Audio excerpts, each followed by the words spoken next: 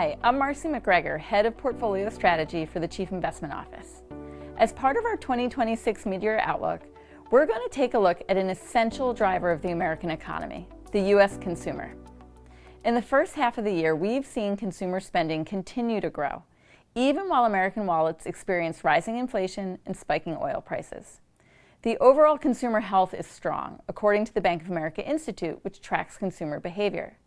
But beneath the top-line numbers is a K-shaped picture, which shows upper-income consumers spending more, while lower-income brackets are pulling back on discretionary spending. To help us understand these trends and why they matter to investors, I'm happy to have with me Liz Everett-Chrisberg, Head of the Bank of America Institute. Liz, thanks for being here. It's always great to be here. Let's start with the overall health of the U.S. consumer. So your latest data shows strong headline spending, but really uneven patterns beneath, a K-shaped pattern when we think about below the surface. So how do you think investors should think about that divergence in spending? And is the strength of the spending in the upper end of that K-shaped bracket sustainable? We've seen month after month the numbers being, this is the strongest spending growth we've seen in 3 years. This is the strongest spending growth we've seen in 4 years, even with gasoline, right? So it's not just the prices at the pump that are driving this. But you're also right that that headline strength is masking unevenness underneath. Higher income spending is growing faster, much faster than middle and lower income spending. That being said, in May, we started to see a narrowing of that.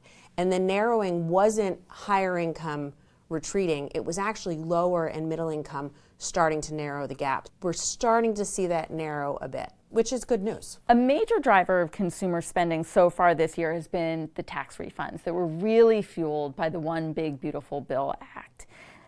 Do you expect that stimulus to carry on throughout the rest of this year, or has it run its course already? So really, really important question, because as everybody knows, you don't get your tax refund every month, right? It's a one time of a year thing. We saw in our data increases of about 10% in terms of tax refunds across the board. And that can be a good thing as a catalyst for incremental spending. It also can help offset some prices, higher gas prices, other inflation. What we saw in our data tracking, only about 20% of that tax refund was initially spent on purchasing things. Almost half of it went into deposits and is still sitting there as a support and as a potential buffer for incremental spending going forward. And about a quarter of it went to pay down debt. So what I'd say is that the improved tax refunds are helping. We haven't used all of that up yet, but it's not going to last forever. So it's not something that we really want to depend on going forward, but right now it's helping the consumers weather the storm. And the timing of that tax refund also really helped provide a cushion, especially while prices were spiking at the gas station. Exactly. But I would also say that there are other buffers that the consumer has. So when we look at the amount of money that consumers have in their checking and their savings account, the deposit balances, those remain well above inflation-adjusted levels before the pandemic. The wealth effect in terms of what's happening in the market, that's also providing support, more for higher income consumers than lower, but is also another area of support. So you've mentioned some softness, and we've seen it in the data around the nice to have discretionary categories when we analyze consumer spending. Do you think that that is the very early signs of maybe demand fatigue when we think about the consumer? So I'd say rather than seeing softness in the discretionary, we're seeing more selectivity. What we're seeing is we're seeing the consumer be smart and we're seeing them adapt, but they're not pulling back on discretionary. Lower income consumers are also growing their discretionary growth. They're being selective about what they do, they're being careful, but they're still growing their discretionary spending. I think of it as a consumer that maybe is recalibrating, but is still out there spending. And as you mentioned, and we've seen in the data, the leisure, the hospitality spending remains strong. Restaurant travel, absolutely. But we are also seeing the consumer adapt and maybe trade down and be more selective. So rather than shopping at the premium grocer, for example, they're going more to the value. They're making these small changes. They're being very deliberate in how they're spending their money, but they're able to continue to still grow their spending, and it's not just by pulling back on the nice to haves. Let's talk artificial intelligence. AI and its impacts are frankly just part of every conversation that you and I are having these days. Where do you see the impact to the consumer? I think we're seeing the consumer begin to use AI to actually make interesting spending decisions.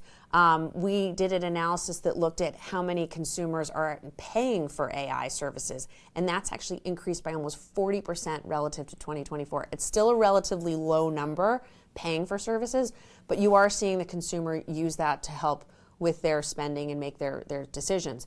But I think on the flip side to that, where AI is really going to have an impact on the consumer is the impact it has on the labor market. And we've been reading about this, and everyone's been talking about it. Is AI going to get rid of every job? And what we see and what our colleagues in BofA Global Research have published is that AI is more likely to be an impact shifting what people do than eliminating jobs altogether. But I'm kind of curious, what are you seeing? What are you hearing as it relates to AI? I mean, first I would say there's a tremendous amount of anxiety when it comes to the impact of AI on the labor market. Now we're seeing it a little bit, I think, in new grads and younger workers, right? That part of the labor market's been a little bit soft. So I think it's going to create entire industries and jobs and categories that are frankly unknown to us right now. But big picture, when I think about, you mentioned productivity, I think AI is going to drive productivity in the US economy. If we think about this backdrop we're in where corporate profits are strong, that tends to be very supportive of the labor market. So it's worth watching. It may be disruptive, but I think it'll be a net job adder at the end of the day. And we're just at that precipice right now of kind of ubiquitous use. All right, so let's look out over the next few quarters, let's say. What do you think is the most underappreciated risk to the U.S. consumer if you look out a little bit further? And maybe is there anything in your data right now that is making you feel a bit cautious? So I think as we look out, the thing that we should all be aware of and thinking about is that this headline strength may be masking some issues underneath. And right now, again, spending is up, wages are up. Underneath, we're seeing more recently, lower and middle income are actually starting to close the K, which is a positive. But if that were to change, if we were to see the labor market start to fall off again, I would be a bit more concerned, particularly if we see it on the higher income consumer, because they have been the engine of growth that's been holding it all up. But I'm curious what you think on that too. Yeah, so, I think the thing that has struck me maybe throughout this entire decade of the 2020s is the resilience of the consumer, but I would attribute that to the health of the labor market. The other area I would watch closely is of course, inflation. But I would watch the consumer and the impact of gas prices. But there's a great stat about the wallet share that we spend at the pump. Because if you just rewind to 2022 when gas prices were at a similar level, even back just a few years ago, it was about 5% of what we would spend on fuel was about 5% of our income. And that's dropped to around 3% just over these last few years. And I think that's because it's a story of rising wages that have supported the consumer. Right, exactly. All right. Last question. If you could sum up your expectations for the consumer over the next 6 months in one word, what would it be? Well, I'm going to use a word that you used because it's the only word that's been appropriate really for the last 2 years, which is resilient. The consumer continues to be resilient. And why are they resilient? It's because the labor market continues to allow them to be. That plus deposit balances that haven't been drawn upon yet, that plus wealth effects, the consumer continues to be resilient. I love it. We'll end on resilience. Love it. Thank you for being here. Of course, it's always good to be here. For more perspective on the evolving U.S. consumer and what it means for markets, be sure to watch the 2026 Mid-Year Outlook webcast from the Chief Investment Office and speak to your advisor if you work with one about how economic and market conditions could influence your investments and portfolio over the rest of the year and beyond. Thanks for watching.